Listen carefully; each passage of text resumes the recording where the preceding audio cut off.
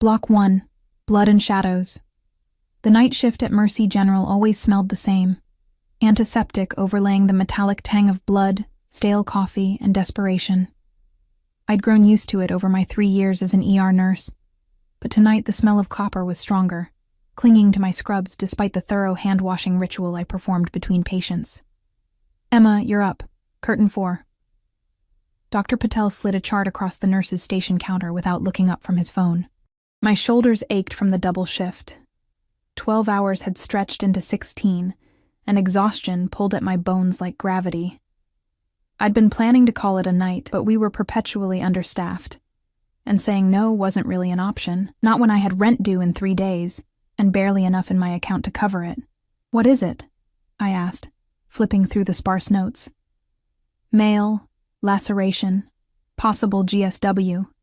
He's refusing to see a doctor. Dr. Patel finally glanced up. Just clean him up and get him out. The waiting room's backing up. I nodded, gathering supplies from the cart. Another Friday night. Another parade of drunks, fights, and accidents. The curtain in Bay 4 was drawn tight, unusual for our overcrowded ER where privacy was a luxury we rarely afforded our patients. I knocked twice on the metal frame. Hello? I'm Emma, your nurse for tonight. The silence that followed made my skin prickle. I pushed the curtain back a few inches and froze. 3 men occupied the small space. 2 stood on either side of the gurney like sentinels, wearing identical black suits despite the summer heat. Their postures were rigid, hands clasped before them, eyes hidden behind dark sunglasses that had no place in a fluorescent-lit hospital at 2 a.m. But it was the third man who drew my gaze like a magnet pulling iron filings. He sat on the edge of the bed, back straight, one hand pressed against his side where crimson bloomed through an expensive white shirt.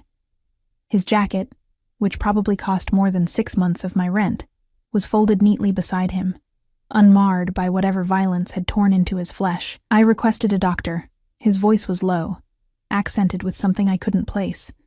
Italian maybe, or Russian, smooth like aged whiskey with an undercurrent of gravel. I stepped fully into the space, letting the curtain fall closed behind me. I'm sorry, sir, but I'm what you've got tonight. I assure you I'm fully qualified to treat lacerations. His eyes lifted to mine, and I nearly took a step back. They were the color of Arctic ice, pale blue, almost colorless in the harsh hospital lighting. His face was all angles and shadows, jaw clean-shaven, dark hair combed back from a high forehead. Handsome in the way predators are handsome, beautiful in their danger. Leave us, he said, and for a confused moment, I thought he was speaking to me. The 2 men in suits exchanged glances before one spoke. Sir, we should... Now. A single word, but it carried the weight of absolute authority. They left without another word, slipping through the curtain with surprising grace for men built like brick walls. I cleared my throat, suddenly conscious of being alone with him. I need to see the wound. He studied me for a long moment, his gaze dissecting me as thoroughly as any scalpel. I fought the urge to fidget under the scrutiny. Your hands are shaking, he observed. I looked down. He was right. I curled my fingers into fists, then released them. 20-hour shift. Nothing coffee won't fix. Something like amusement flickered across his face. There and gone in an instant. You should take better care of yourself, says the man bleeding all over my exam table. The words slipped out before I could stop them, and I immediately tensed. But instead of anger, that ghost of a smile returned. He began unbuttoning his shirt with one hand, the other still pressed to his side. When he struggled with the third button, I stepped forward. Let me. His hand caught my wrist, fingers circling it completely. His touch was surprisingly warm, skin smooth except for calluses I could feel against my pulse point. The contact sent an electric jolt up my arm that had nothing to do with fear. Or at least, not entirely. What's your name? He asked, still holding my wrist. I told you. Emma. Emma Shaw. Emma Shaw. He repeated it like he was tasting the syllables. You're not afraid. It wasn't a question, but I answered anyway. I've treated gang members, drug dealers, and drunk businessmen who think their money makes them untouchable. You're just another patient. He released my wrist and leaned back slightly. Then treat me. Just another patient. I finished unbuttoning his shirt, carefully peeling back the fabric where blood had begun to dry and stick to his skin. The wound was a clean slice about 4 inches long running along his ribs. Deep, but not deep enough to need surgery. Next to it was an older injury, a bullet wound, puckered and pink with healing. "This needs stitches," I said, reaching for the antiseptic. "And antibiotics. What happened? Does it matter?" I soaked a gauze pad in saline. "It helps me determine the risk of infection. Knife wounds and broken glass carry different bacteria." "Knife," he said after a pause. "A very clean knife." I nodded, working methodically to clean the area. His torso was lean and muscled, olive skin marked with scars, some surgical, others definitely not. This man was no stranger to violence. "This will sting," I warned before applying the antiseptic. He didn't flinch, didn't even blink. His breathing remained steady, his eyes fixed on my face rather than my hands. I could feel the weight of his gaze as I prepared the local anesthetic. "I don't need that," he said when he saw the syringe. "It's standard procedure for—" "No needles." Something in his tone made me set the syringe aside without argument. I threaded the curved suture needle instead.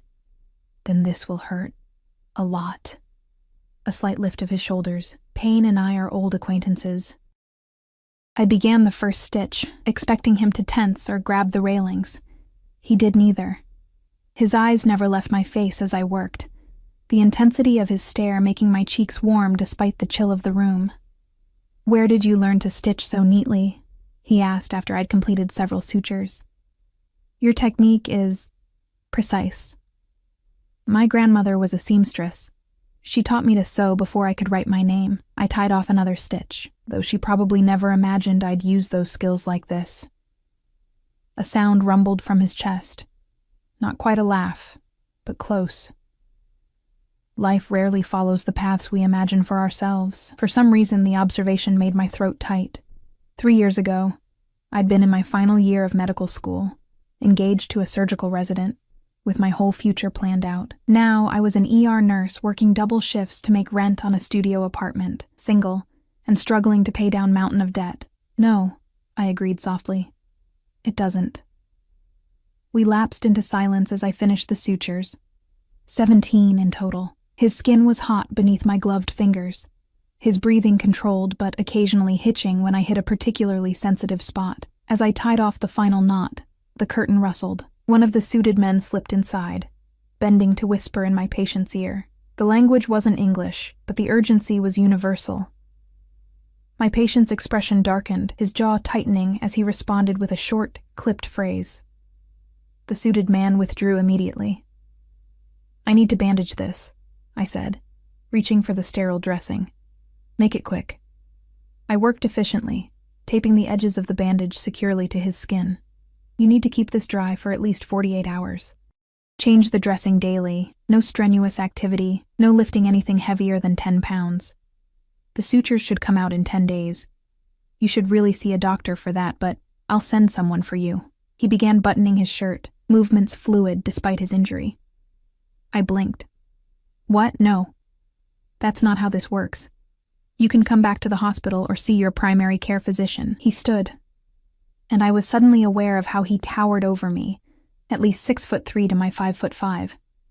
The small exam area seemed to shrink further with his presence. "I don't have a primary care physician, and I don't come to hospitals."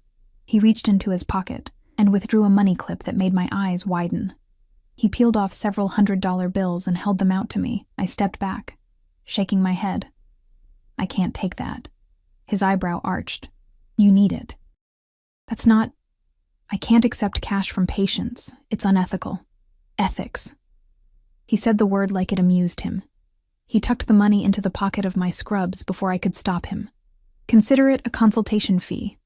For your discretion." The implication was clear. No records, no questions, no reports to the police about suspicious wounds. I should have protested, should have reported it immediately. Instead, I found myself nodding, the weight of the bills burning against my thigh through the thin fabric. He shrugged into his jacket with careful movements, wincing slightly as the motion pulled at his fresh stitches. 10 days, you said?" "Yes. And antibiotics." You need a prescription for... I have my resources. He reached out suddenly, his fingers brushing a strand of hair from my face. The contact was fleeting but left my skin tingling. You look exhausted, Emma Shaw. Go home. Rest. Before I could respond, he was gone, the curtain swishing closed behind him. I stood frozen for several seconds, my heart hammering against my ribs like it was trying to escape. Only when I moved to clean up the bloody gauze did I realize I'd never asked his name. I finished my shift in a daze, the encounter feeling increasingly surreal as the night progressed. By the time I clocked out at 6 a.m., I'd almost convinced myself I'd imagined the intensity in those pale eyes, the electricity of his touch. The morning air was cool against my face as I exited through the staff entrance, the sky just beginning to lighten at the edges. My apartment was 15 blocks away. Normally I'd take the bus, but the morning was clear, and the walk would help clear my head. I was 2 blocks from home when I noticed the black SUV. It crawled along the street parallel to my path, windows tinted so dark they reflected the rising sun like mirrors. I quickened my pace, adrenaline cutting through my exhaustion. The vehicle accelerated slightly, keeping pace. My apartment building came into view, a shabby 5-story walk-up that had seen better days decades ago. As I approached the front steps, the SUV finally pulled ahead, stopping at the curb half a block up. No one got out. I fumbled with my keys, hands shaking as I unlocked the security door that hadn't been secure since the 90s. Inside, I took the stairs 2 at a time, not trusting the ancient elevator. My studio was on the 4th floor, and by the time I reached my door, my lungs were burning. I locked the door behind me, sliding the chain into place for good measure. Through my single window, I could still see the black SUV parked below. As I watched, a second identical vehicle pulled up behind it. Sleep evaded me despite my exhaustion. I lay on my lumpy futon, staring at the ceiling, replaying the encounter with the mysterious patient.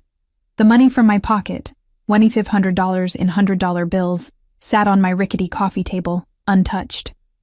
It was more than enough to cover rent with plenty left over, but something about it felt dangerous. Like accepting it would tie me to something I didn't understand. When I finally drifted off, I dreamed of ice-blue eyes and hands stained with blood that wasn't entirely his own. The pounding on my door jerked me awake. Sunlight streamed through my window. I'd slept through most of the day. The digital clock on my microwave read 4:37 p.m. The pounding came again, more insistent. Miss Shaw? Emma Shaw? A man's voice, deep and unfamiliar. I approached the door cautiously, peering through the peephole. Another suit-clad man, different from the ones at the hospital, stood in the hallway. My heart lodged in my throat. Who are you? I called through the door. Mr. Russo sent me. He requires your assistance. Russo. At least I had a name now. I don't know any Mr. Russo. A pause. You treated him last night. The wound on his side. I pressed my forehead against the door, closing my eyes briefly. Tell Mr. Russo to go to the hospital if he's experiencing complications. He's sent a car for you. You'll be compensated generously for your time. I'm not going anywhere with someone I don't know to see a man I barely met. Another pause, longer this time. I heard the rustle of fabric, then the distinctive sound of a cell phone being dialed. The man spoke quietly, his words muffled. A moment later, Mr. Russo would like to speak with you. Before I could protest, something was slipped under my door. A phone. Sleek, black, expensive. With trembling fingers, I picked it up and held it to my ear. Hello? Emma Shaw. That voice, low, accented, unmistakable. I find myself in need of your services again. Mr. Russo, I'm a hospital nurse. I don't make house calls, yet here we are. There was pain in his voice, carefully controlled, but present. The wound has become infected. I require antibiotics and possibly new sutures. Go to the hospital. We both know that's not an option for me. I glanced at the money on my coffee table. Why me? You must know other medical professionals. A pause, filled only with the sound of his breathing. I trust your hands, Emma Shaw. They're steady, even when you're afraid. Something about the way he said it made my skin flush hot, then cold. I could lose my license. No one will know, and you'll be helping someone in need. Isn't that what you swore to do? The oath he referenced was for doctors, not nurses, but I didn't correct him. Instead, I found myself asking, how bad is the infection? Bad enough that my men are concerned? Which meant very bad if these stoic suits were showing worry. I closed my eyes, knowing I was about to make a terrible decision. I need supplies, antibiotics, clean bandages, suture kits, already acquired. The car will take you to and from my residence. You'll be back home before midnight. And if I refuse, his voice softened, which somehow made it more menacing, then I'll be forced to find another solution. Perhaps from someone at Mercy General who might recognize me from security footage. Dr. Patel, was it? The threat was clear. If I refused, he'd find someone else, and ensure they faced consequences for helping him. Fine, I heard myself say. Give me 15 minutes to get ready. 5, he countered. My man will wait. The line went dead. I stood frozen for a moment, the phone clutched in my hand, wondering what I'd just agreed to. I threw on clean jeans and a sweater, pulled my tangled blonde hair into a messy bun, and grabbed my medical bag, a habit from my med school days I'd never abandoned. The suit waited patiently in the hallway, not speaking as he escorted me down the stairs and out to yet another black SUV. The moment I slid into the back seat, someone placed a blindfold over my eyes. What the hell? I jerked back, hands flying up to rip it away. Strong fingers encircled my wrists. Security protocol, Miss Shaw. Mr. Russo's residence location is confidential. This wasn't part of the deal. My voice sounded high and thin to my own ears.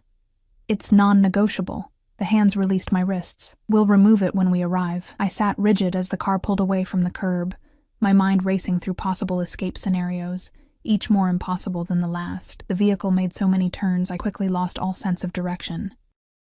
We drove for what felt like hours, but was probably only 30 minutes before the smooth asphalt gave way to what felt like a private drive. The car swaying gently as we curved up an incline. When we finally stopped, the engine's purr faded to silence. The door beside me opened, letting in a rush of cool evening air that smelled of pine and expensive landscaping. We've arrived, Miss Shaw. The blindfold was removed, and I blinked against the sudden intrusion of twilight. We were in a circular driveway before a mansion that belonged in the pages of Architectural Digest. Clean modernist lines softened by strategic plantings of mature trees, walls of glass reflecting the setting sun, a fountain burbling gently in the center of the drive. It wasn't gaudy or ostentatious. There was too much taste evident in the design for that. But the wealth it represented was staggering. I stepped out on shaky legs, clutching my medical bag like a lifeline. Men in suits patrolled the perimeter of the property, some with visible weapons holstered at their sides. Several nodded respectfully as I was led up the wide stone steps to the front entrance. The interior was just as impressive. Soaring ceilings, museum-quality art on the walls, furnishings that whispered old money rather than screamed new wealth. I was led through a series of rooms, each more beautiful than the last, to a sweeping staircase that curved up to the second floor. Mr.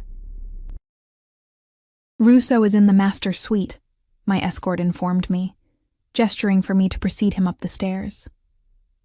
The master bedroom was larger than my entire apartment, dominated by an enormous bed with charcoal gray linens.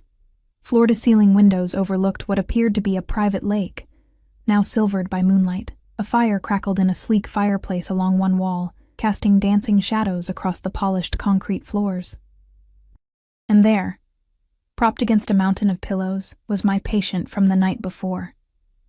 He looked markedly worse, skin ashen beneath its olive tone, hair damp with sweat, those ice-blue eyes fever-bright.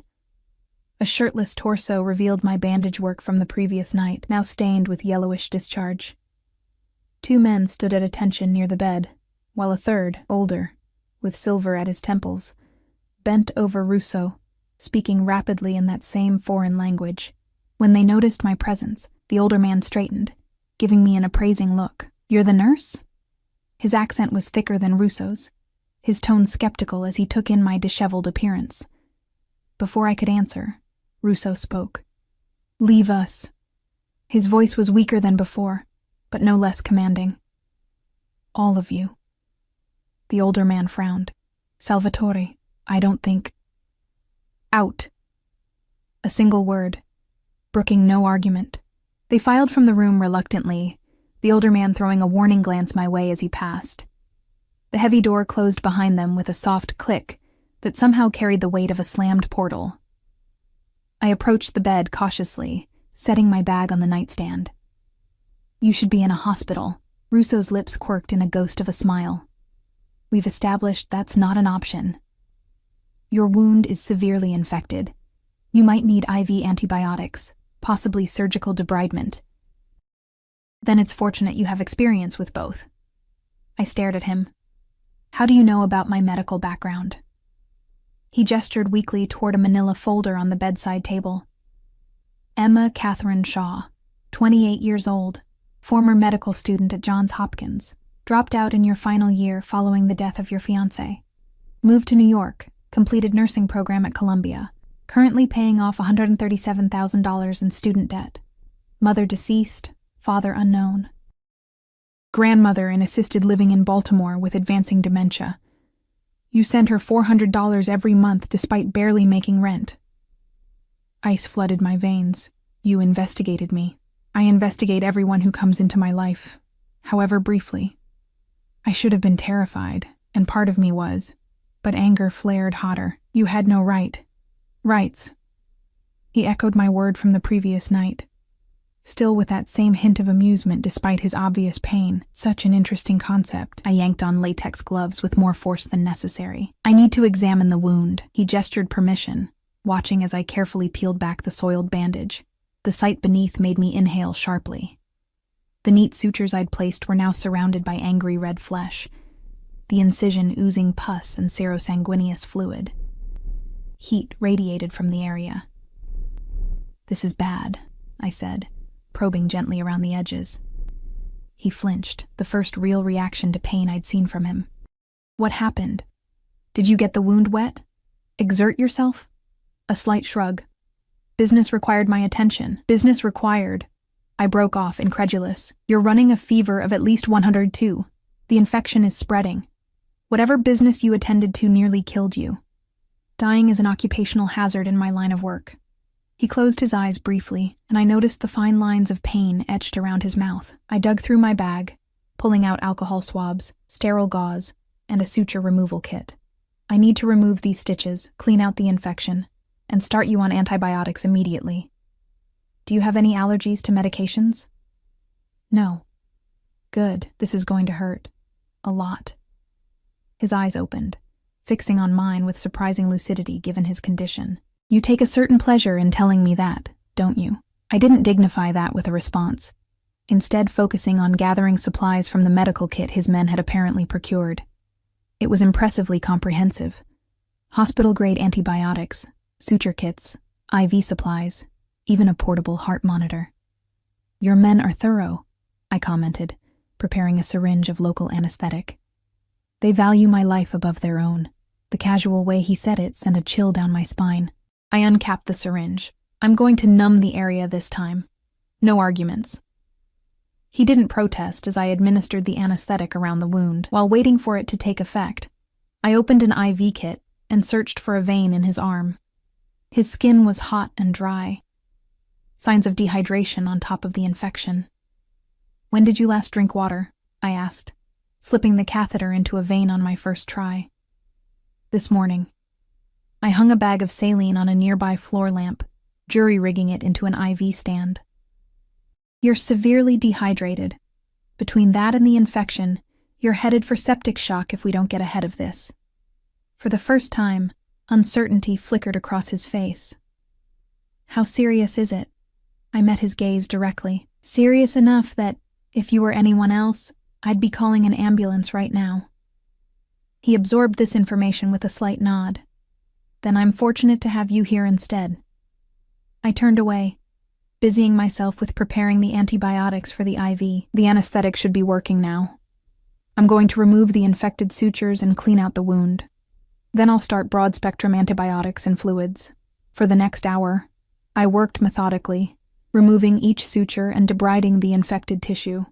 Russo remained stoically silent throughout, though beads of sweat formed on his brow, and his jaw clenched with each touch to the tender flesh.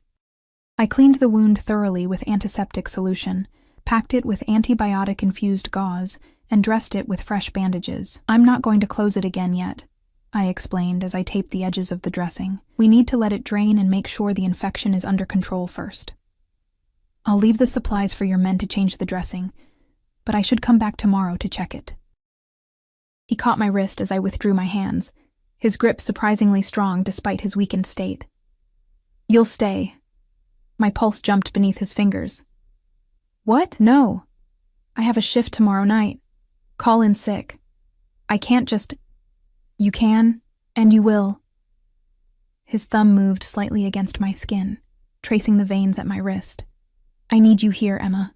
The way he said my name, soft, almost intimate, made something flutter in my stomach that had no business being there. I pulled my hand free. You need a doctor. A real hospital. What I need is someone I can trust. His gaze held mine, intensity burning through the fever. You've seen my home, my security, my weakness. You're already involved deeper than you know. A chill ran through me at his words. Are you threatening me? I'm stating facts. He shifted slightly, wincing. There's a guest room prepared for you. My men will bring anything you require. I wanted to refuse, to demand they take me home immediately. But the medical professional in me couldn't ignore the severity of his condition. He needed monitoring overnight at the very least, and beneath that rational concern lurked something darker, more primitive. A fascination with this dangerous man that I couldn't quite extinguish. One night, I conceded. And I'm checking your vitals every 2 hours. Something that might have been relief flickered across his face. Acceptable. I administered IV antibiotics and a mild sedative, then settled into a chair beside the bed to monitor his response. As the medication took effect, his eyelids grew heavy, but he fought against sleep, watching me with that unsettling intensity. Why did you help me? He asked, voice thick with approaching unconsciousness. You could have refused, called the police. I considered the question seriously. The Hippocratic Oath. First, do no harm. Refusing to help isn't the same as doing harm. It is to me. I adjusted the IV drip. Besides, you didn't give me much choice. His lips curved slightly. There's always a choice, Emma Shaw. You're simply living with the consequences of yours. Before I could respond, his eyes drifted closed, his breathing evening out as the sedative pulled him under. I sat watching the rise and fall of his chest, wondering what exactly I'd gotten myself into. A soft knock at the door preceded the entrance of the older man who'd been with Russo when I arrived. He glanced at the sleeping figure on the bed, then at me. How is he? His tone was gruff but couldn't quite hide his concern. Stable for now. The infection is severe, but the antibiotics should help. He needs rest and constant monitoring. The man nodded, studying me with narrowed eyes. You're not what I expected. And what did you expect? Someone harder. Salvatore doesn't usually allow strangers close to him, especially women. He moved further into the room, lowering his voice. Do you know who he is? What he does? I wrapped my arms around myself. I can guess. No, he said flatly. You can't. He ran a hand over his face, suddenly looking every one of his 60-something years. I've known Salvatore since he was a boy. I watched him build his empire from nothing. I've seen him execute men for less than what he's allowing you, a complete outsider to witness. My mouth went dry. Why are you telling me this? He studied me for a long moment. Because you need to understand the waters you're swimming in, girl. One wrong move, and you'll drown. I didn't ask to be involved in whatever this is. Yet, here you are. He glanced at Russo's sleeping form. In the heart of the lion's den. Before I could respond, he turned to leave. At the door, he paused. My name is Marco. If you need anything, tell the men outside. They have instructions to accommodate you. His eyes met mine, grave and assessing. Don't try to leave on your own. The security system doesn't distinguish between intruders coming in and those trying to go out. The door closed behind him with a soft click that sounded like a jail cell locking. I sank back into the chair, exhaustion washing over me in waves. The enormity of my situation was beginning to sink in. I wasn't just treating a wounded criminal. I was essentially a prisoner in his home, surrounded by his men, complicit in concealing his injuries from authorities. Every ethical boundary I'd ever been taught to respect had been trampled in the space of 24 hours. And the most terrifying part was how easily I'd allowed it to happen. I must have dozed off because I jerked awake sometime later to find Russo watching me, eyes glittering in the dim light. The room was dark, except for a single lamp burning low on the nightstand. Outside the windows, the sky was velvet black, stars scattered like diamonds across its expanse. "You're supposed to be sleeping," I said, my voice rough with fatigue. "So are you." He gestured weakly to the bed. "This mattress is large enough for both of us without either knowing the other is there." Heat rushed to my face. "I'm fine here." A ghost of a smile touched his lips. "You're a terrible liar, Emma Shaw." I straightened in the chair, checking my watch. "It's time for your next dose of antibiotics anyway." As I prepared the medication, I could feel his eyes tracking my every movement. His gaze had a physical weight to it, like a touch against my skin. "You have questions," he observed. I connected the antibiotic to his IV line. "None that I want answered. Ignorance won't protect you, neither will knowledge." I finished administering the medication and checked his temperature with a digital thermometer. 101.2. Better, but still concerning. He caught my hand as I withdrew. "Ask." I stared down at his fingers encircling mine, strong despite his illness, the nails perfectly manicured, a heavy gold signet ring on his little finger, dangerous hands. I should pull away, but something held me still. "Who are you?" The question emerged as barely more than a whisper. His thumb traced small circles on my palm, sending unwelcome shivers up my arm. "You know who I am. I know your name is Salvatore Russo. I know you're wealthy. I know you have men who follow your every command." I pulled my hand free. "I know you're dangerous. Yes." No denial, no qualification. Just simple confirmation of what we both knew. "Why me?" "There must be doctors on your payroll." His eyes never left mine. "There are. But they lack your particular qualities." "Which are?" "Integrity. Compassion." His gaze drifted over my face. "Beauty," I flushed, turning away to busy myself with checking his bandage. Don't what?" "Don't try to... whatever this is. I'm your nurse, not your entertainment while you're bedridden." A soft chuckle, ending in a wince as the movement pulled at his wound. "You're refreshingly direct, Emma Shaw. Most people are too afraid to speak to me as you do. They probably have better survival instincts than I do." This time his laugh was fuller, despite the pain it clearly caused him. "Perhaps. Or perhaps they simply have more to lose." The words struck a chord. What did I have to lose? A cramped apartment, a job that barely covered my bills, a life that had been slowly shrinking since the day James died and took all my carefully laid plans with him. As if reading my thoughts, Russo said softly, "Tell me about your fiancé." I stiffened. "That's none of your business." "I've made it my business." No apology in his tone. "James Harrington, 29, fourth-year surgical resident, killed in a convenience store robbery 3 years ago. Wrong place, wrong time." Anger flared hot and sudden. "Stop it. You were there, witnessed the whole thing, tried to save him despite a gunshot wound to your own shoulder." His eyes flicked to my left shoulder, where the scar was hidden beneath my sweater. "The police never caught the shooter." Tears burned behind my eyes. "Why are you doing this?" "Because I want to understand you." He shifted, pushing himself up straighter against the pillows. "You walked away from everything, your career, your future, after his death. Why?" "Because none of it mattered anymore." The words escaped before I could stop them. Raw and honest, in a way I hadn't allowed myself to be with anyone since the funeral. Because I couldn't save him. Because every time I closed my eyes, I saw his blood on my hands. Russo was silent for a long moment. When he finally spoke, his voice was different, softer, almost gentle. "Yet here you are, saving me." Our eyes met in the dim light, and something passed between us, a current of understanding that made my breath catch. For one suspended moment, he wasn't a dangerous criminal, and I wasn't his reluctant caretaker. We were just two people who recognized something in each other. something broken, something surviving. The moment shattered when a sharp knock came at the door. One of Russo's men entered without waiting for permission, his expression urgent. He crossed to the bed, bending to whisper in Russo's ear.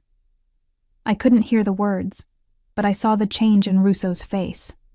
A hardening, a coldness seeping into those pale eyes. He responded in that same foreign language, his tone clipped and precise. The man nodded once and left as abruptly as he'd appeared. Problem? I asked, trying to sound casual. Russo's gaze returned to me, but the softness was gone, replaced by something calculating.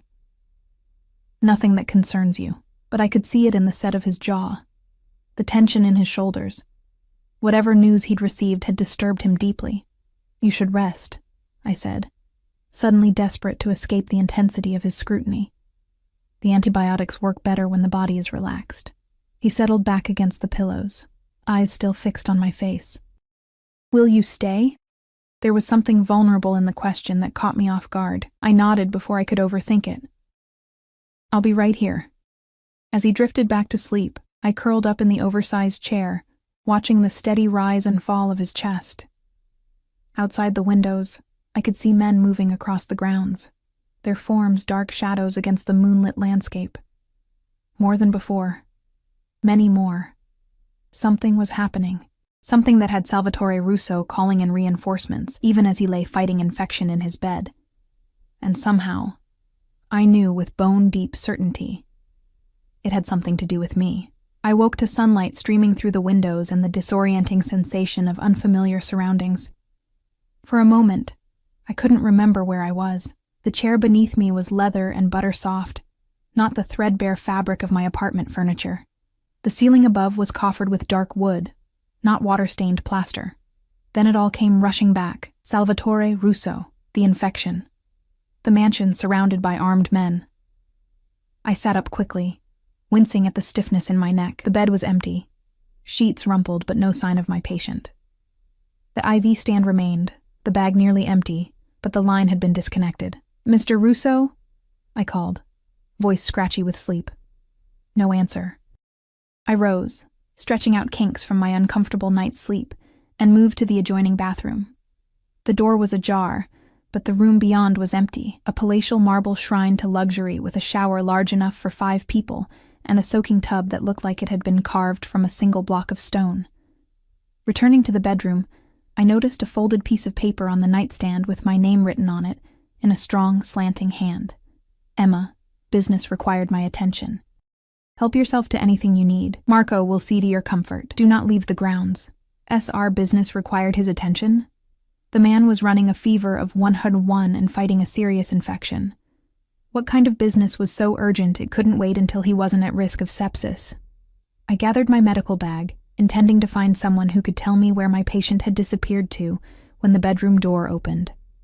A young woman entered, carrying a tray laden with food. She was perhaps a few years younger than me, with dark hair pulled back in a severe bun and eyes that assessed me quickly. Good morning, Miss Shaw. I've brought you breakfast. Her English was perfect, but held the same faint accent as Russo's. She set the tray on a small table near the windows. Mr. Russo asked that I provide you with anything you might need. Where is he? I moved toward the table, suddenly aware of how hungry I was. The tray held a carafe of coffee, fresh fruit, pastries, and what appeared to be a frittata, still steaming. Mr. Russo had matters to attend to. He will return this evening. She poured coffee into a delicate china cup. My name is Sophia. I am Mr. Russo's housekeeper. I accepted the cup gratefully, inhaling the rich aroma. He shouldn't be out of bed. His infection. Mr. Russo does as he pleases. There was something in her tone, not quite disapproval, but close. The doctor is with him. Doctor? What doctor? Sophia's expression remained neutral.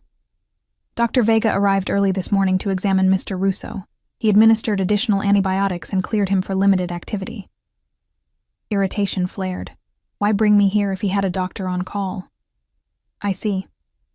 Mr. Russo was most insistent that you remain comfortable during his absence. There are clothes in the guest room that should fit you. You're welcome to use any of the facilities, the pool, the library, the gardens.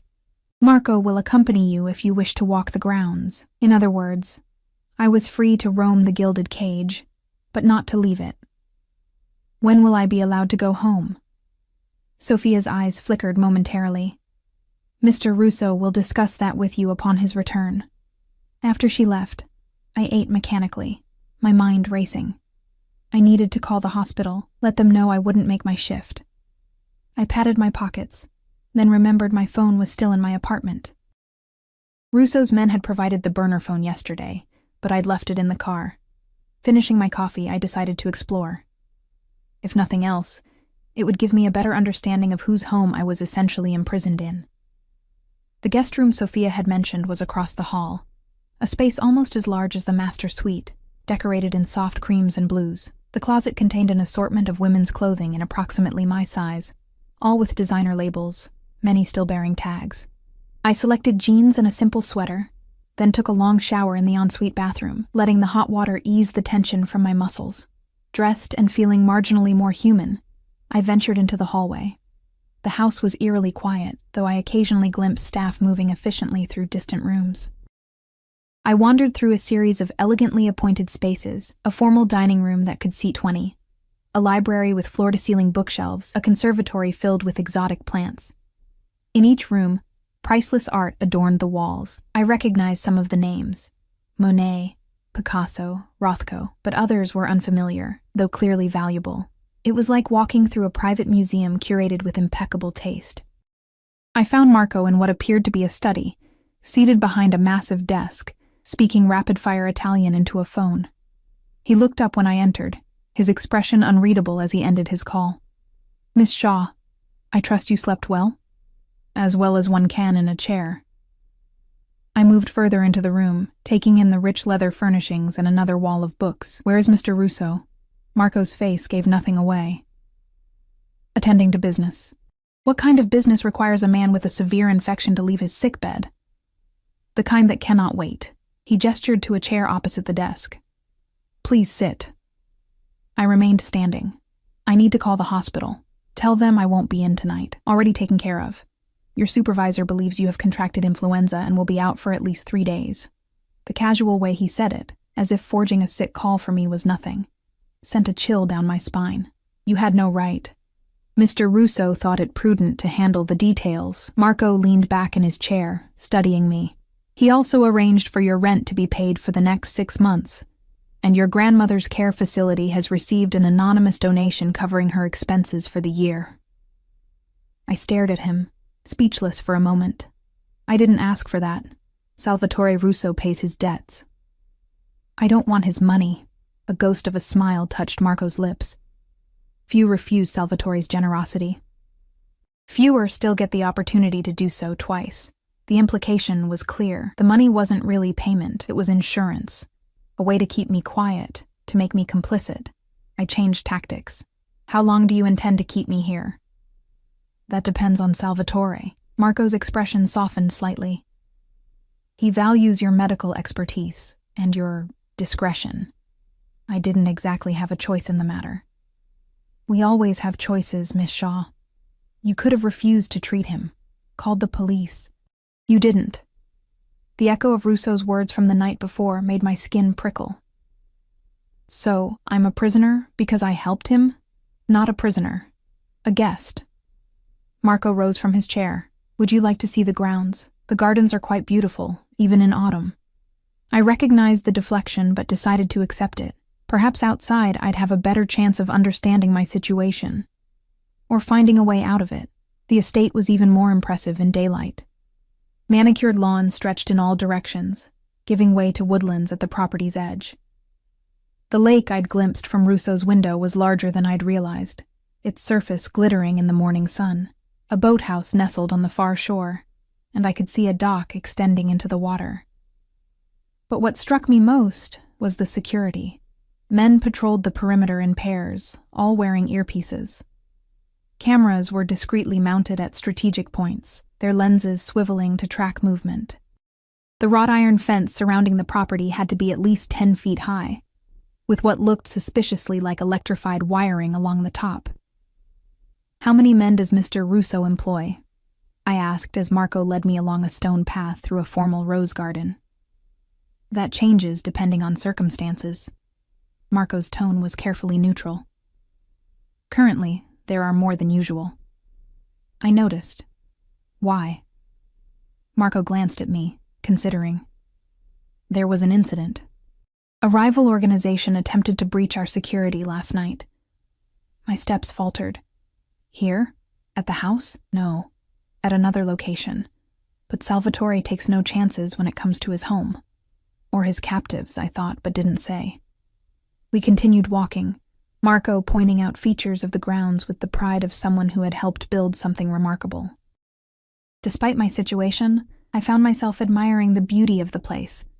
The thoughtful landscaping, the way the house seemed to rise organically from its surroundings. How long have you worked for Mr. Russo? I asked as we paused beside a small Japanese-inspired garden, complete with a bubbling stream and miniature bridge. Since he was a boy. Marco's expression softened with something like paternal affection. His father and I were associates. When Antonio was killed, I took Salvatore under my protection. Killed.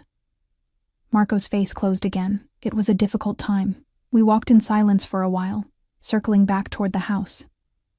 As we approached, I noticed increased activity. More men moving with purpose, vehicles arriving and departing through the security gate. What's happening? I asked. Marco's expression gave nothing away. Mr. Russo is returning. As if on cue, a convoy of black SUVs swept up the drive, coming to a stop before the main entrance. Men spilled out, forming a protective cordon around one vehicle. The rear door opened, and Salvatore Russo emerged.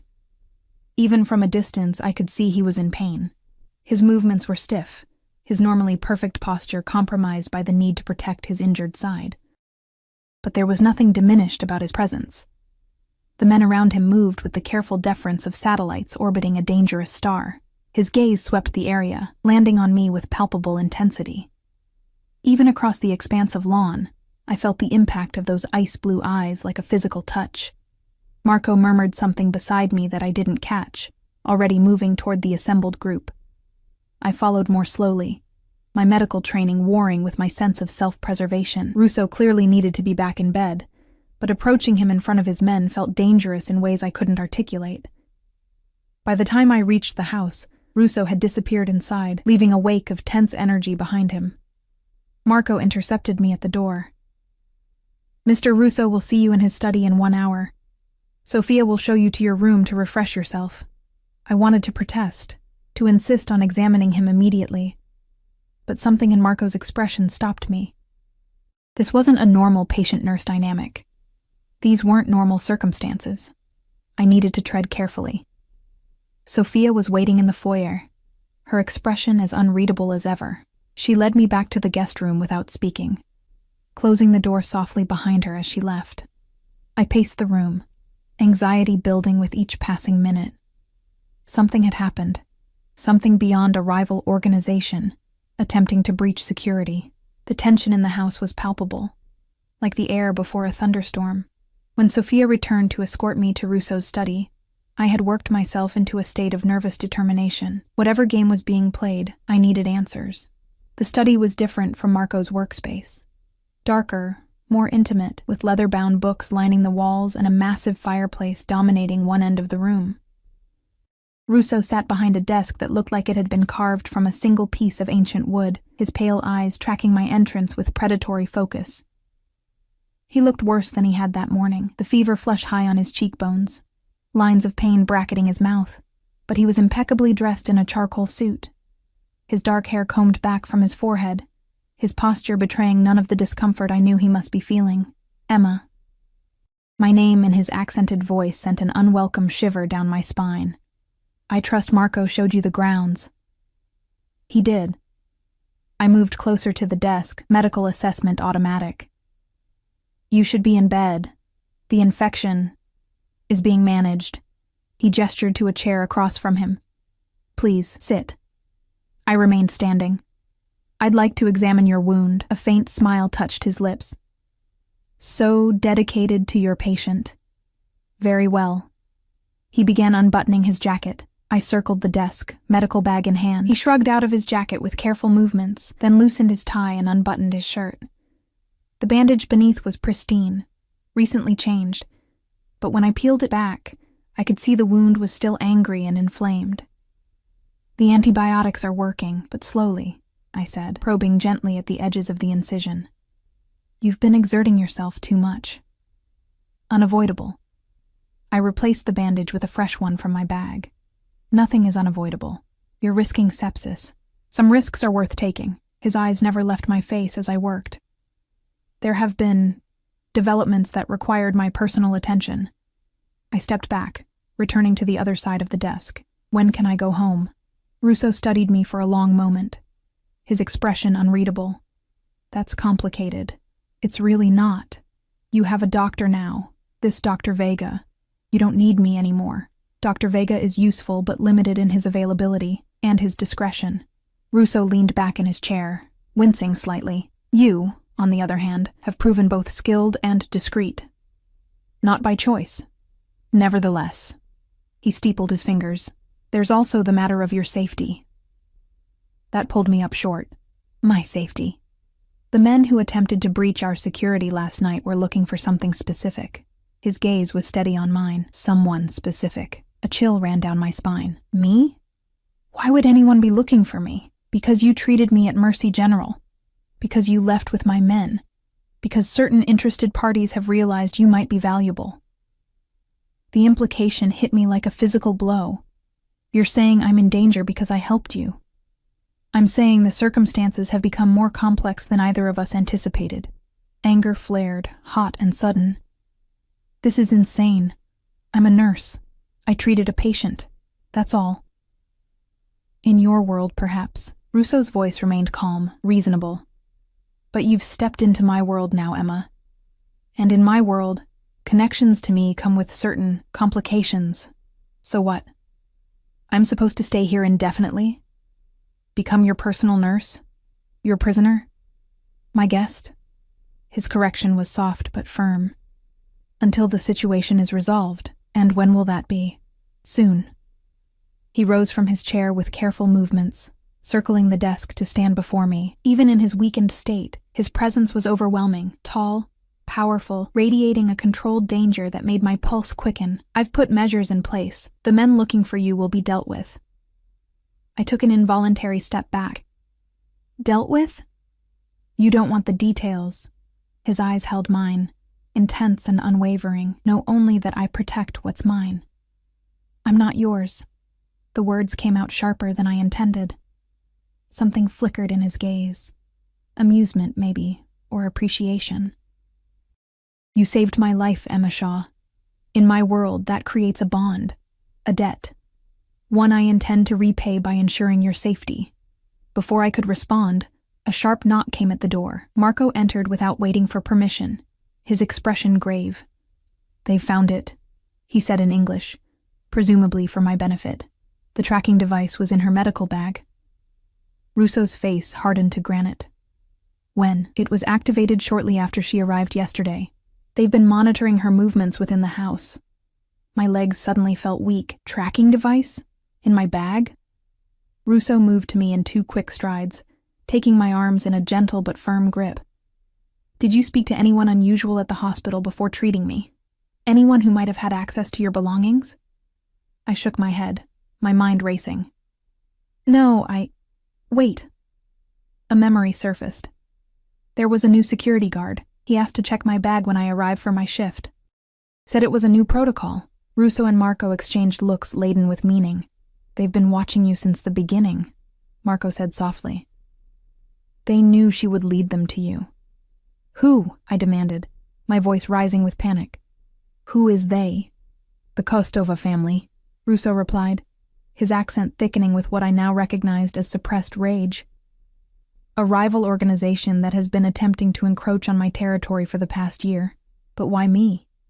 Why would they care about a nurse? Because Salvatore never brings women to his home, Marco said, his tone matter of fact. Never allows outsiders this close. You represented an unprecedented opportunity to locate him when he was vulnerable. The implications crashed over me in a sickening wave. I wasn't just in danger because I'd treated Russo. I was being used as bait, a tool to get to him when he was injured and weakened. Oh my God. I sank into the chair behind me, my legs no longer able to support my weight. This is a nightmare. It's business, Russo corrected, his voice cold, brutal but predictable. He turned to Marco. Double the perimeter security. Move forward the timetable on Kostova, tonight. Marco nodded once and left the room without another word. Russo knelt before me, ignoring what must have been significant pain from his wound. His hands closed over mine where they twisted in my lap. Listen to me, Emma. You are safe here. No one will harm you while you're under my protection. Your protection? I gave a slightly hysterical laugh.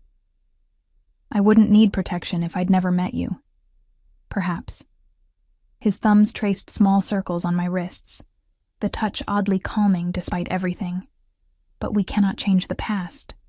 We can only move forward. I looked into his eyes, searching for something. Deceit. Manipulation. The cold calculation that should be there. Instead, I found something that looked disturbingly like genuine concern. What happens now? I asked, my voice steadier than I felt. Now, you stay here, where I can ensure your safety. My men will deal with the Kostova threat. Once that's resolved, you'll be free to return to your life. Just like that? A ghost of a smile touched his lips. More or less. And if I don't want to stay? His expression sobered. Then you place yourself in danger. And, he added, his voice dropping slightly, you leave me without my very capable nurse while I'm still fighting an infection. The naked manipulation in the statement was so blatant, it was almost charming.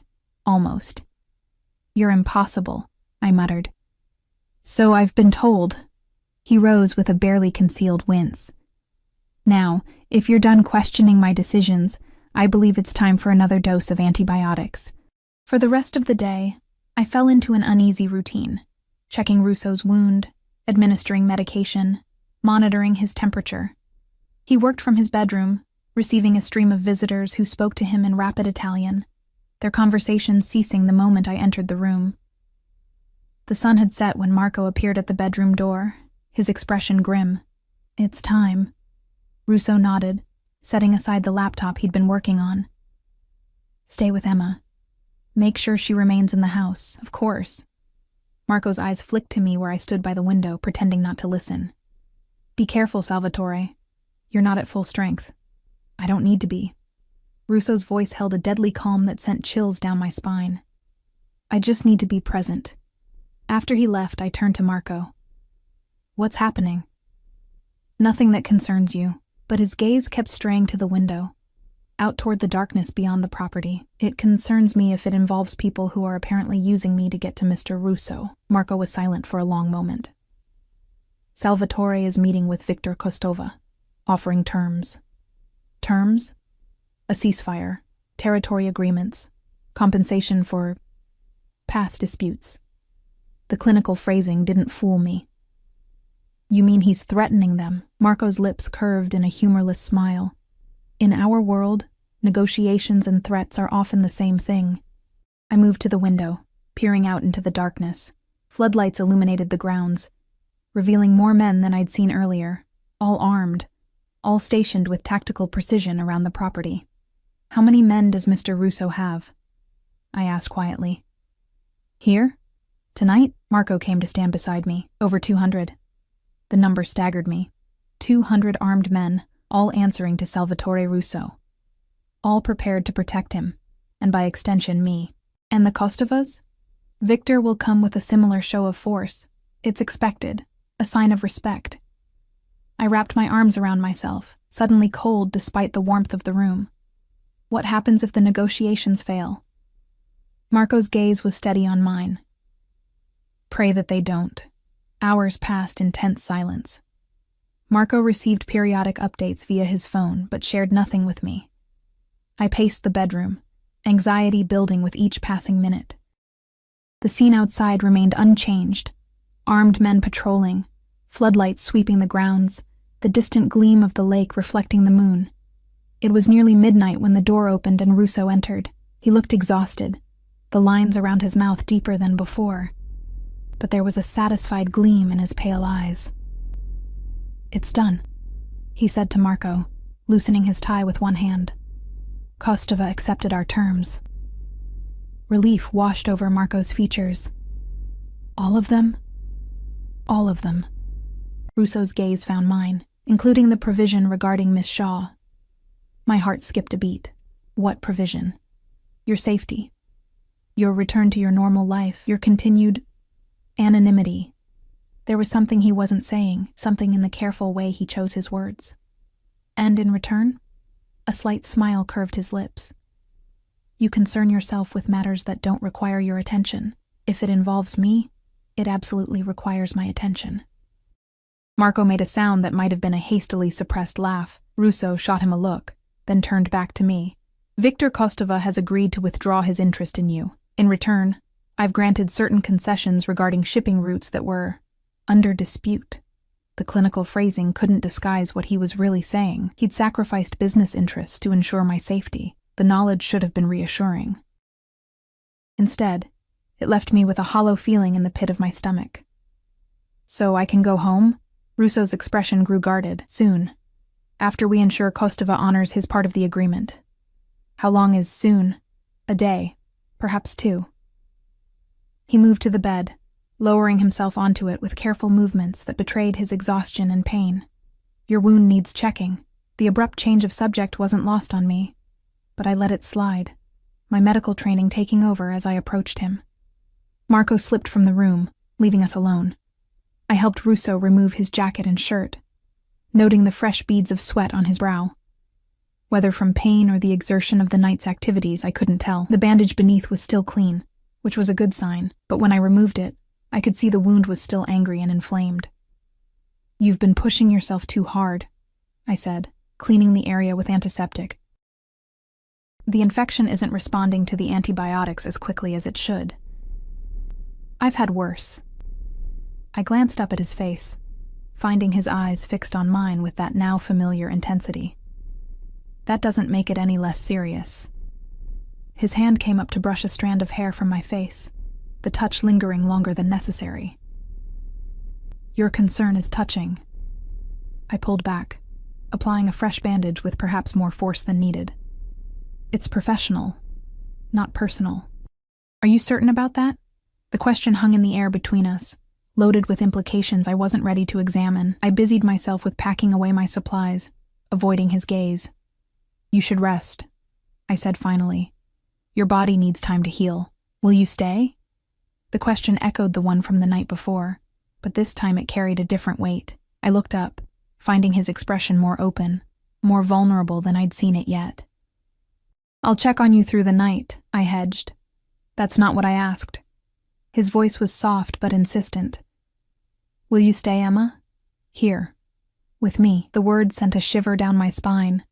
Not of fear, but of something far more dangerous, something I wasn't ready to name. "I don't know what you're asking me. I think you do." His gaze held mine, unflinching. "From the moment you pulled back that curtain in the ER, something changed. You felt it too." I shook my head, taking another step back. "You're delirious. The fever—" "I've never been more clear-headed." He rose from the bed, moving toward me with the fluid grace of a predator despite his injury.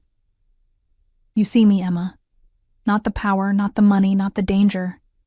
You see me." He was too close now, close enough that I could feel the heat radiating from his body, smell the expensive cologne that clung to his skin beneath the antiseptic.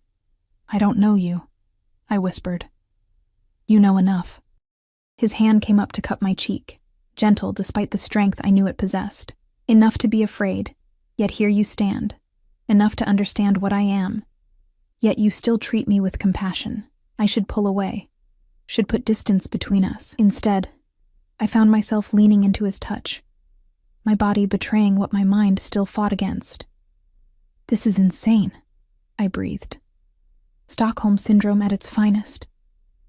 A smile touched his lips. "Is that your diagnosis, Nurse Shaw?" "It's the only explanation that makes sense. Or perhaps it's simpler than that." His thumb traced the outline of my lower lip. "Perhaps it's chemistry, fate. the recognition of something in another that resonates with something in yourself. Poetic for a man who commands an army of killers. His smile widened. We contain multitudes, you and I. Before I could respond, he closed the distance between us, his lips capturing mine in a kiss that was surprisingly gentle for all the power it contained. I should have pushed him away, should have slapped him, should have run. Instead, my hands came up to grip the front of his undershirt, pulling him closer, as something inside me surrendered to the inevitable. The kiss deepened, his arms encircling me, drawing me against the hard planes of his body. I could feel the heat of his skin through the thin fabric separating us, the steady beat of his heart against my palm. In that moment, he wasn't Salvatore Russo, feared Mafia boss with an army at his command. He was simply a man, wounded and healing, holding me like I was something precious. When we finally broke apart, both breathing heavily, I saw something in his eyes I hadn't expected. Vulnerability, laid bare for me to see. It transformed his face, softening the harsh lines, revealing the man beneath the power. Stay, he whispered against my lips. Stay with me tonight. And God help me. I did. Dawn broke in strips of amber and rose through the floor-to-ceiling windows, painting patterns across the rumpled sheets. I lay awake, watching the play of light across Salvatore's sleeping form, the strong line of his jaw, the dark sweep of his lashes against his cheeks, the curve of his shoulder where it disappeared beneath the charcoal silk. He looked younger in sleep, the lines of tension and authority smoothed away, more like the man he might have been in another life, one without blood and power and enemies waiting in the shadows. My fingers hovered above his skin, not quite touching. What had I done? In the harsh light of morning, the events of the night before seemed like a fever dream, his lips on mine, his hands learning the geography of my body, my own surprising hunger for a man I should, by all rights, fear. I slipped from the bed carefully, gathering my scattered clothing, and retreated to the bathroom. The woman in the mirror was a stranger. Flushed cheeks, lips slightly swollen, a small mark blooming at the juncture of neck and shoulder where his mouth had been. I pressed my fingers to it, the slight ache a confirmation that last night had been real. When I emerged, dressed and with my hair tamed into some semblance of order, Salvatore was awake, propped against the pillows, watching me with those ice-blue eyes that seemed to see too much. "You're thinking too loudly," he said, voice rough with sleep. Someone should be. I moved to the window, putting distance between us. Last night was a mistake, was it?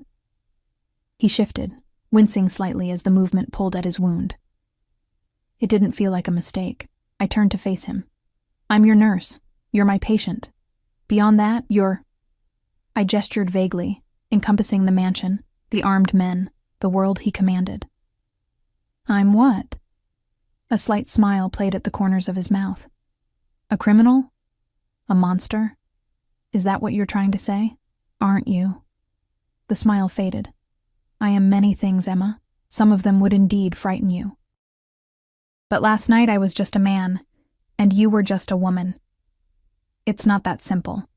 It could be." He sat up fully, the sheet pooling around his waist. "For us." The conviction in his voice sent a shiver down my spine, not of fear but of something more dangerous. Hope. Possibility. I crushed it ruthlessly. "There is no us, Salvatore. There's a nurse who treated a patient, a woman who was brought to a house against her will. A night that shouldn't have happened." His expression hardened almost imperceptibly. "Is that what you believe? That you had no choice? Didn't I? You sent armed men to my apartment. You threatened my job, my life. I protected you." The words were soft, but carried the weight of absolute conviction. "From the moment you treated me at that hospital, you were in danger. Not from me, from those who would use you to get to me. A danger I wouldn't have been in if I'd never met you." I wrapped my arms around myself. "Last night doesn't change that." Salvatore was silent for a long moment, studying me with an intensity that made my skin prickle. Finally, he threw back the covers and rose from the bed, unself-conscious in his nakedness. I averted my eyes as he pulled on a pair of pants, though the memory of his body against mine the night before made the gesture almost laughable. "Come with me," he said, shrugging into a robe. "There's something you need to see." Curiosity warred with caution. "What?" "Answers." He extended his hand to me, to questions you haven't even thought to ask yet. Against my better judgment, I placed my hand in his. His fingers closed around mine, warm and strong. As he led me from the bedroom, we moved through the quiet house, dawn light filtering through windows, casting long shadows across marble floors. The few staff members we encountered averted their eyes, melting away like ghosts. I wondered what they thought, seeing their employer leading a rumpled woman through the halls in the early morning light. Then again, perhaps it wasn't an uncommon sight. The thought stung more than it should have.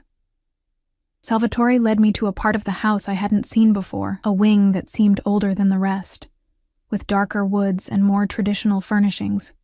He stopped before a heavy wooden door, ornately carved with what looked like a family crest.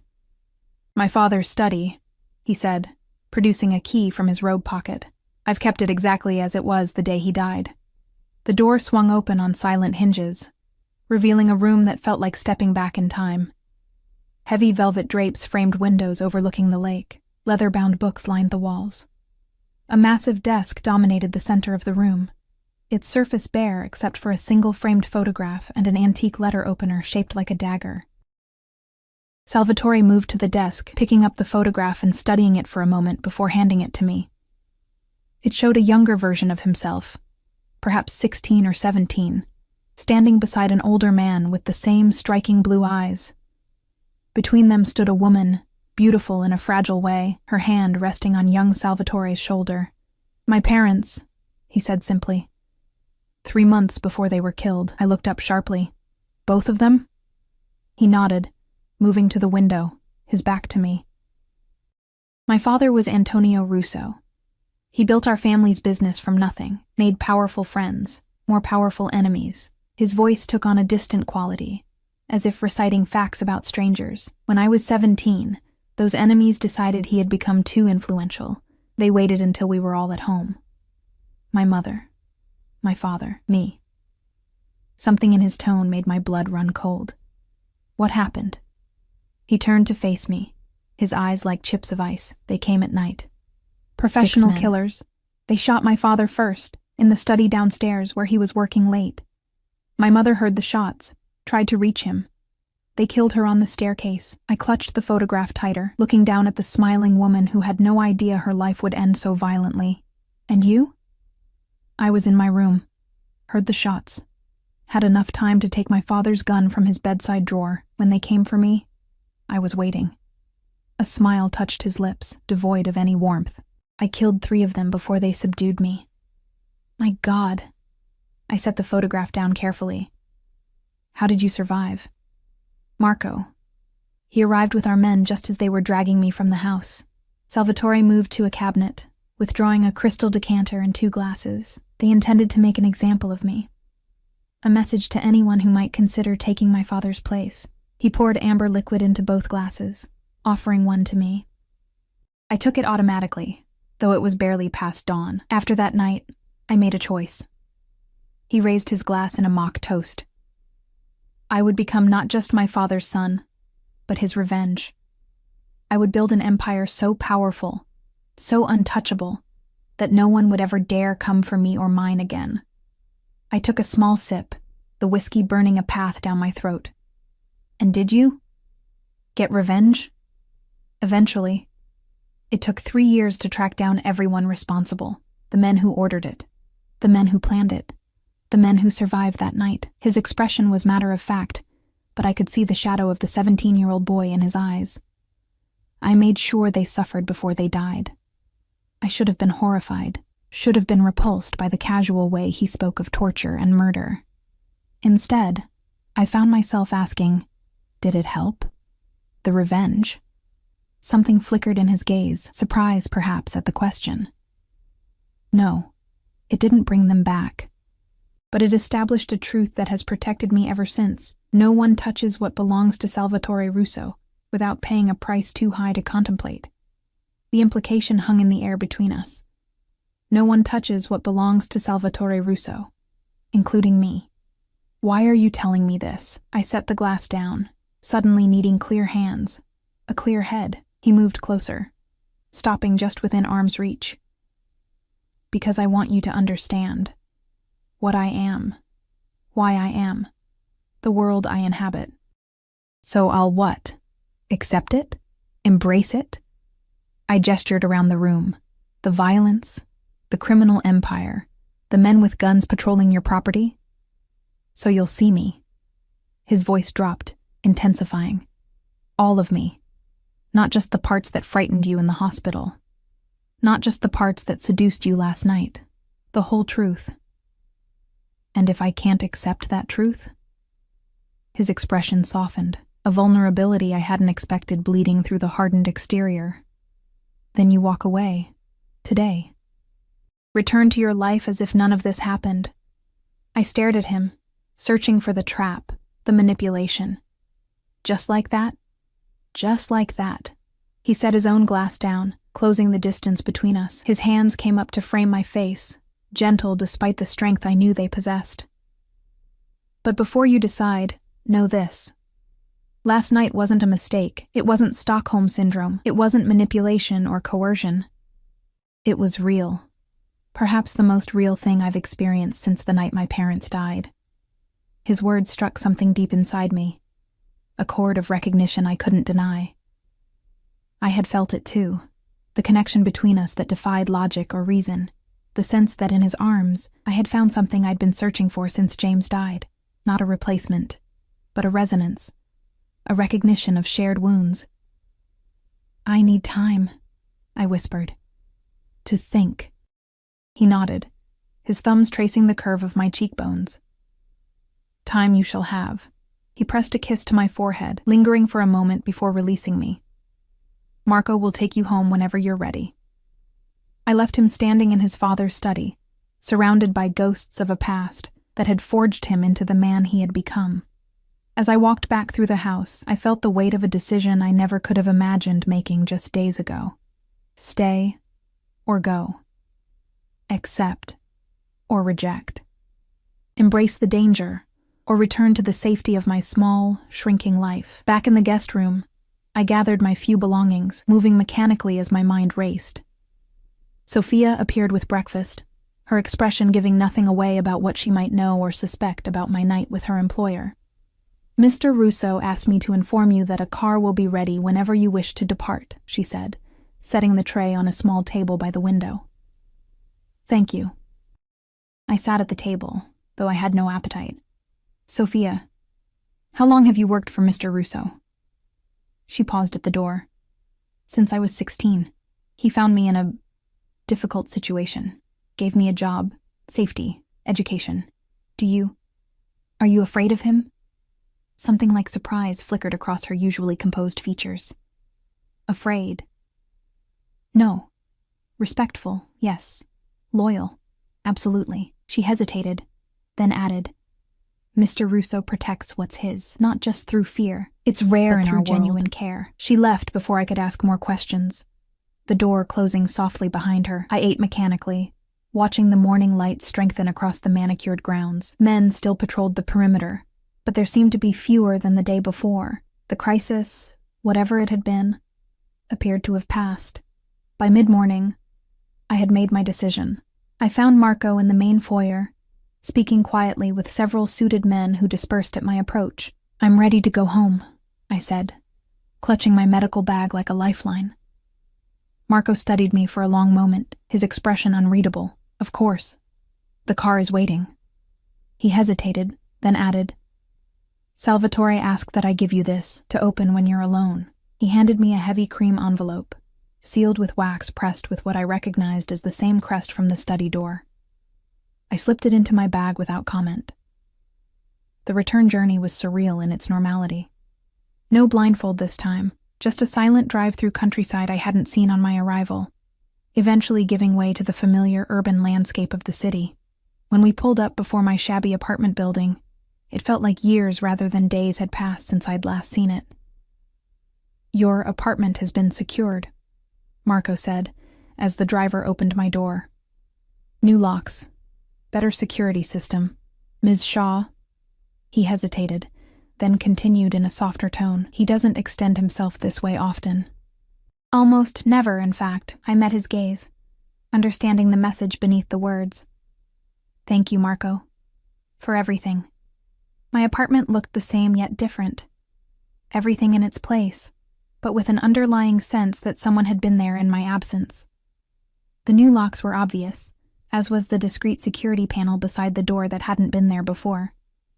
I set my bag on the coffee table, suddenly exhausted despite the early hour. The envelope Marco had given me seemed to burn a hole in my consciousness.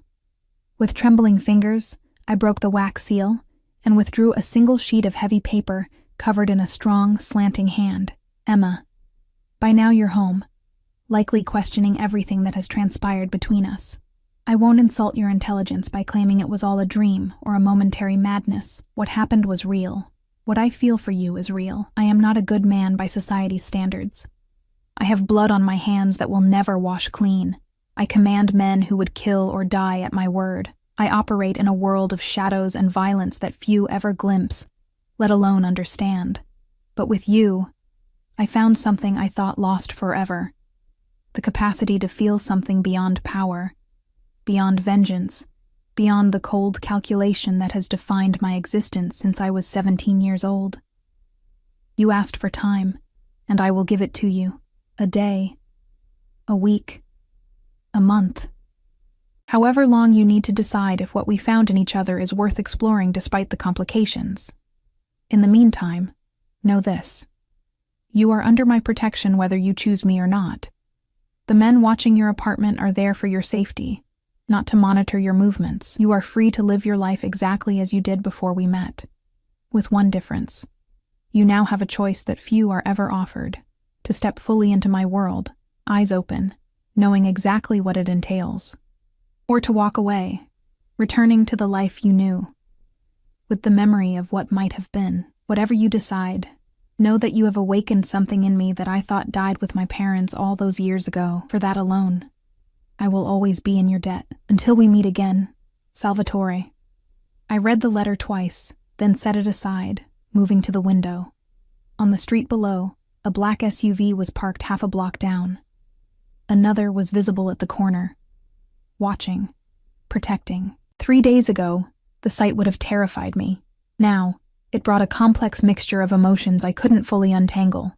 Security, yes, but also a strange sense of belonging, of being valued enough to warrant such measures. My phone, retrieved from my bedside table where I'd left it days ago, buzzed with messages. The hospital checking on my illness. Friends wondering why I'd gone silent. The normal, everyday concerns of a life that suddenly felt like it belonged to someone else. I should call them back. Should fall back into the comfortable routine of work and home, and the quiet grief that had been my companion since James died. The safe choice. The sane choice. Instead, I found myself reaching for the burner phone Salvatore's men had given me, still in my medical bag where I'd tucked it before leaving the mansion. It had only one number programmed into it.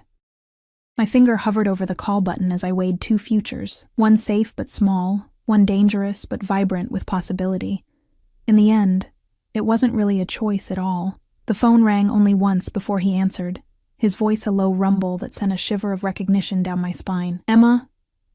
My name in his mouth sounded like a prayer, and a possession all at once. You've made your decision quickly. I looked out at the men guarding my street, at the letter on my coffee table, at the medical bag that had led me into his world, at the life I'd been sleepwalking through since James died. I have questions, I said, my voice steadier than I felt. Conditions. A soft chuckle. I would expect nothing less. I won't give up nursing, my career, my independence. I would never ask that of you. I need to know everything. No secrets. No protected ignorance. A pause. Longer this time. That knowledge comes with responsibility. With danger. I know. And you're prepared for that? I thought of the 17-year-old boy who had faced killers in his childhood home. Of the man who had built an empire from the ashes of his family. Of the patient who had looked at me with ice-blue eyes and seen something no one else had since James died. Yes, I said simply. I am. The silence stretched between us, laden with meaning. When he finally spoke, his voice held a warmth I had glimpsed only in our most intimate moments. "Then come home, Emma. Come home to me." Outside, one of the SUVs pulled away from the curb, circling around to stop directly in front of my building. The front door buzzed. His men, coming to escort me back to the mansion, back to him. It should have felt like surrendering, like capitulating to a force too powerful to resist. Instead, it felt like waking up, like stepping out of the gray half-life I'd been living and into something vivid and dangerous and real. "I'm on my way," I said, and ended the call. As I gathered the few things I would need, I caught a glimpse of myself in the mirror, cheeks flushed, eyes bright with something that looked suspiciously like hope. I barely recognized the woman staring back at me. 3 days ago, I had bandaged the wounds of a stranger who commanded an army of killers. Today, I was choosing to become part of his world, his life, his protection, his. The thought should have terrified me. Instead, it felt like coming home after a very long journey. I took one last look around the apartment that had been my refuge and my prison since James died. Then I walked out the door without looking back, toward the men waiting to take me to Salvatore, toward a future I could never have imagined, but now couldn't imagine living without. The door closed behind me with a soft click, like the ending of one chapter and the beginning of another. As I descended the stairs toward the waiting car, I felt lighter than I had in years. She bandaged the Mafia boss's wounds, and in doing so, perhaps began to heal her own.